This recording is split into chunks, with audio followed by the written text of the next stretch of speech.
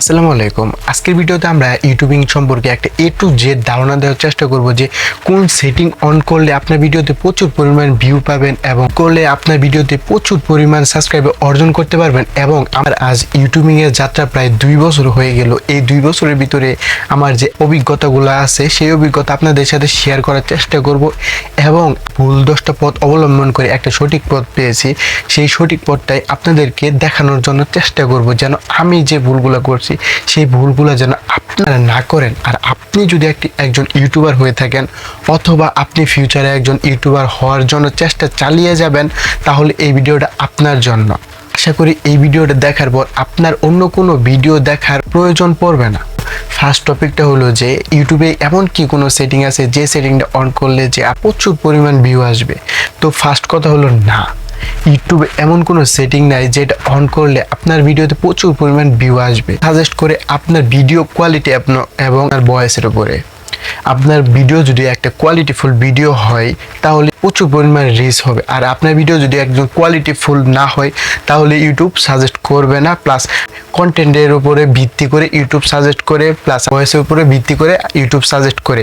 এবং এর মাঝে একটা গোপন কথা হলো যে এসইও করলে দেখা যায় যে আপনার এসইওর হাতে থাকে 40% এবং আপনার ভয়েস, আপনার ভিডিও কোয়ালিটি এবং আপনার যে একটা স্টোরি, ওটা প্রথম থেকে শেষ পর্যন্ত একটা ভিউয়ার্স করে কি বলে ধরে রাখবেন, এটাও আপনার ভিডিওর ক্ষেত্রে অনেক কাজে লাগে। ইউটিউবে প্রচুর পরিমাণ এটা দেখতে থাকেন যে ইউটিউবে কার কত ভিউ আসলো, কিভাবে আপনি ভিউ পাবেন, তাহলে আপনি নিজের কন্টেন্ট তৈরি করতে সময় ভুলে যাবেন। সো আপনি নিজের কন্টেন্টের উপরে ফোকাস করেন এবং আপনি নিজের কন্টেন্ট নিজে দেখার চেষ্টা করেন যতক্ষণ সময় পান। কারণ আপনি নিজের কন্টেন্ট যদি আপনি নিজে দেখতে পারেন তাহলে আপনি বুঝতে পারবেন যে আসলে আপনার কন্টেন্টের ভিতরে কি ঘাটতি আছে, আপনার ভয়েসে কোন জায়গায় সমস্যা এবং স্কিপে কোন জায়গায় সমস্যা এবং স্পিকিংয়ে কোন জায়গায় সমস্যা। তাহলে আপনি সেই সমস্যাটার সমাধান করার পর আপনি আপলোড করলে আশা করি ভালো একটা রেজাল্ট পাওয়া যাবে। কপি পেস্ট ডাউনলোড এবং আপলোড করলে কপি পেস্ট হয় না ব্যাপারটা। আমি ফার্স্ট অফ অল যখন ইউটিউবিং শুরু করি তখন আমি অন্য একটা কন্টেন্ট ক্রিয়েটর কীভাবে ভিডিও আপলোড করে, ভিডিও মেক করে এবং ভিডিওর ভিতরে কীভাবে কথা বলে সেভাবে চেষ্টা করছি। আসলে সেইভাবে চেষ্টা করার পরে হয় নাই। তারপরে আমি অন্য একটা ইউটিউবারে দেখে সেটা কপি করার চেষ্টা করছি, সেটাও হয় নাই। তো আমি এটা বুঝতে পারলাম যে কারোটা কপি এবং পেস্ট করে কখনো ইউটিউবিং হবে না। আপনার ভিডিও এবং আপনার যে কন্টেন্টটা আছে এটা নিজস্বভাবে স্বাধীনভাবে করতে হবে।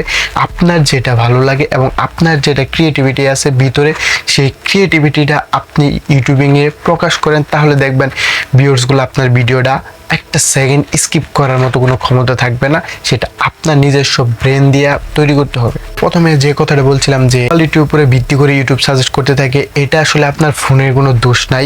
আপনি যে কোনো ফোন দিয়ে ভালো একটা কোয়ালিটি তৈরি করতে পারবেন। আমি যখন ফার্স্ট অফ অল ইউটিউবিং শুরু করি তখন আমার যে ভিডিও কোয়ালিটিটা আছে খুবই ব্যাড একটা কোয়ালিটি আছে। আবার সেম মোবাইল দিয়ে 6 মাস পরে আমি যে কোয়ালিটিটা পাইছি এটা আসলে বিশ্বাস করার মতো না। এটা এক্সপিরিয়েন্স এবং আপনার যে নিজের অভিজ্ঞতা হওয়ার পর অটোমেটিক্যালি আসলে দেখবেন ভিডিও কোয়ালিটি এবং আপনার যে ভয়েসটা আছে সেই ভয়েসটা অটোমেটিক্যাল চেঞ্জ হয়ে যাবে। আর আপনি যদি ভয়েসের ভিতরে এভাবে কথা বলেন যে আসসালামু আলাইকুম, আমি মেহেদি হাসান, আসলে এইভাবে হবে না।